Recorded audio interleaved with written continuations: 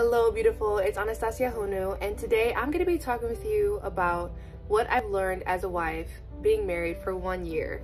Yesterday was mine and my husband's 1 year anniversary, and wow, it's been an amazing year, and I thought I would share my journey because it hasn't always been ups. There's definitely been downs. We've been together for almost 5 years, so next year will be 5 years of us being together.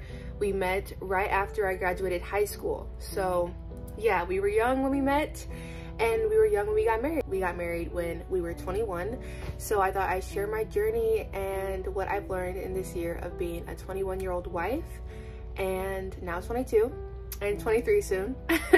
But right now we are at this beautiful cabin for our anniversary. My husband surprised me and took me to this gorgeous cabin with this beautiful window I had to share with you guys. Like, this is what I've been waking up to every morning. This beautiful weather. I love living in Texas because in December it looks like fall. Like, look how amazing this is.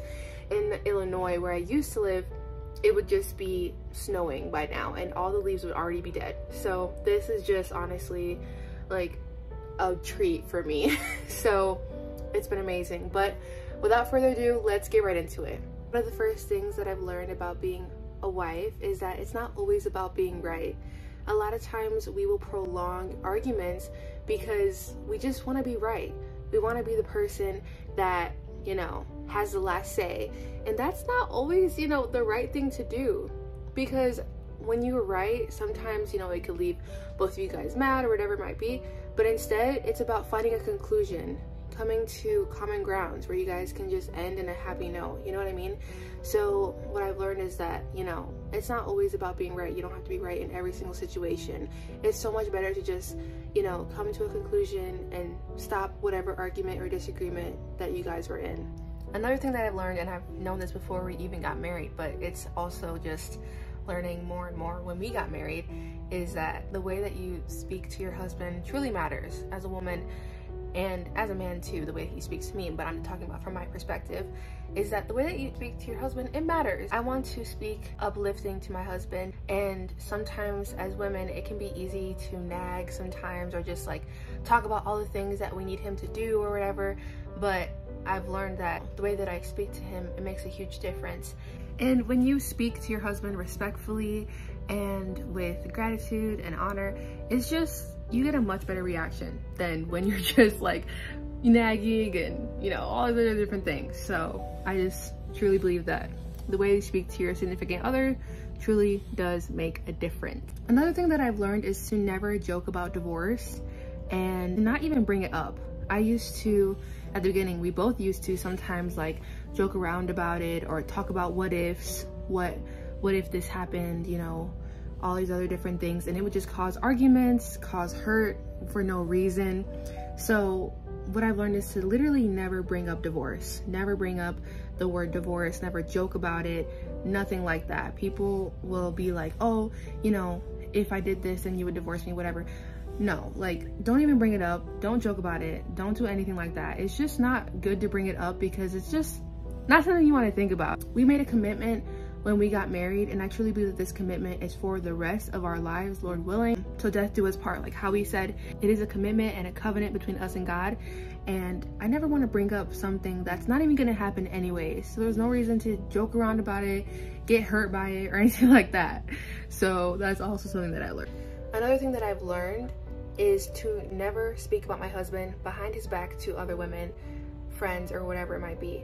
I don't do that anyways. I usually, if I ever have an issue, I always speak to a counselor who's actually gonna help me as a wife make good decisions, or really just give me insight on whether I'm wrong or whatever it might be. But I never just speak about my husband behind his back just to tear him down or just to gossip about him.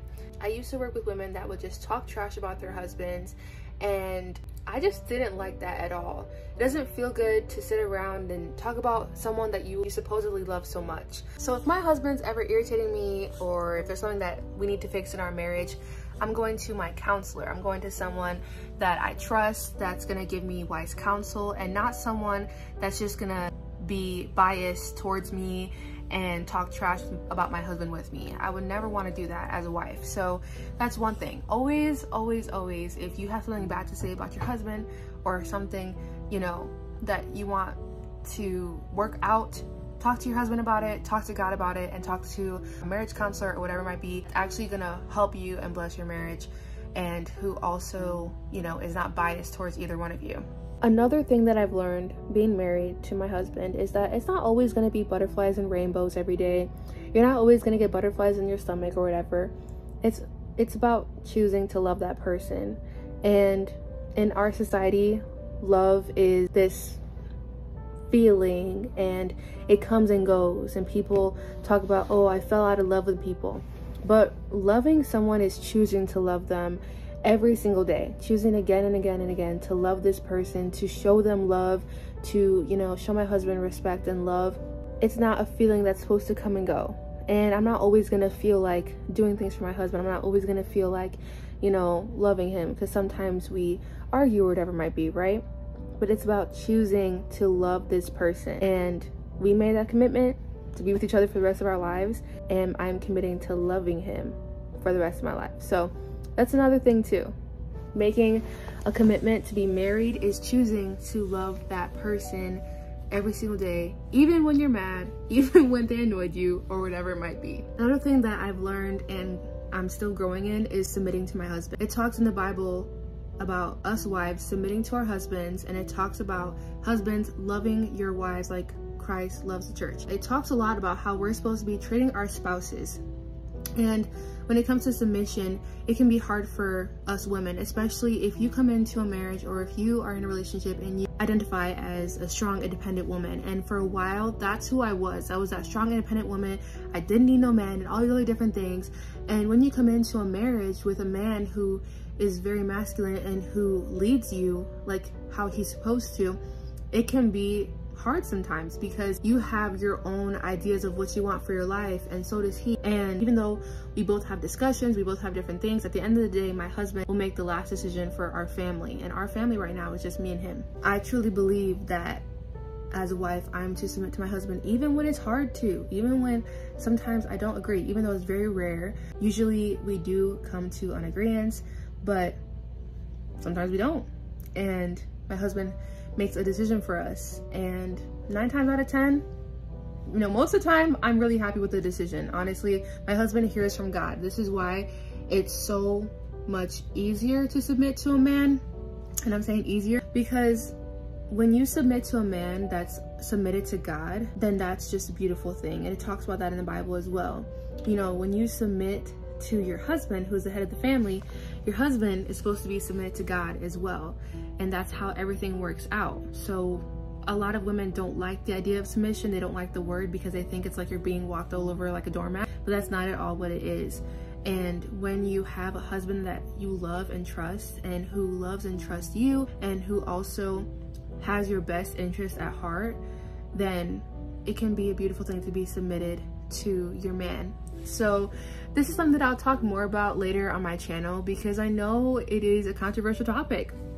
And even in the Christian community, even though God commands us to, it can be a controversial topic because we don't really understand the scriptures, or like I said, sometimes we have a really misconstrued idea of what submission actually is. But another thing that I've learned, like I said, to kind of sum that all up, is submission to my husband sometimes can be hard, but at the end of the day, I do it because it's honoring to my husband, but it's also honoring to the Lord, because that's what the Bible commands us to do as wives. So there's that. Another thing that I've learned this last year, and you'll see through my content, is my calling as a homemaker. Like, I truly believe that I have been called as a homemaker, and as a wife, I feel like we are called as a homemaker. It talks in Proverbs 31, and it talks in, I believe it's Titus. There's many different verses in the Bible that talks about us as women just taking care of our home and being women that, you know, work hard in our home to create a beautiful space. And I talk about Proverbs 31 a lot, and I read that chapter multiple times a week sometimes, because it is so beautiful, and it's such a great reminder of who we are supposed to be. We're not supposed to be lazy women. We're supposed to work hard, and it talks in the Bible about doing everything as if you're doing it unto the Lord. So I it's been very recent, by the way. It's been the last couple months that I've started to really just embrace the idea of homemaking and creating a beautiful space for my husband and I to live in. And honestly, I've loved it, and I've learned so much by literally just reading the Bible, by learning from other women on YouTube, learning from my own mother, and different things like that. Creating a home that you and your husband can live in peacefully. It has been a learning process for me. It's been months of rewinding and getting rid of feministic ideologies that say, I don't need to take care of my husband. I don't need to do different things like that, because, you know, that's just walking all over me, or it's not good for women to do different things like that, or whatever it might be. All those feministic ideologies, I'm kind of just getting rid of those things, because honestly, at the end of the day, it doesn't benefit me to be a woman like that. And I'll talk about that more on my YouTube channel, but I don't want to be that woman anymore. I don't want to be that strong, independent woman. I want to be a strong, dependent woman. I want to be a woman who can depend on her man, and I want to be a woman that can create a beautiful home for us and for my future children to come as well. So as a wife, I've really grown into this idea of being a homemaker, being someone who keeps the home, and I love it.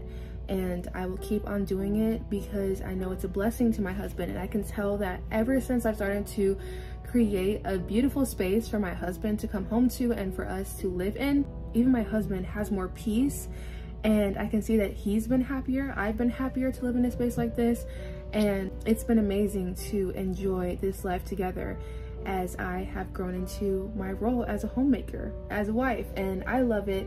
So there's that. The last thing that I've learned, and I will wrap this up. I mean, it's not the last thing. I've learned a lot of different things, too much to put in this video, but one thing that I will say, ladies, the way that you talk to your husband in public matters. And I talked about before, the way I talk to my husband matters just in general, but definitely the way that you talk to your husband in public truly does matter. That's one thing that I've learned, and I've definitely been growing at as a wife, is to make sure that I'm not disrespecting my husband, especially when we're around friends, when we're around family, when we're around people in general. So that's another thing as well.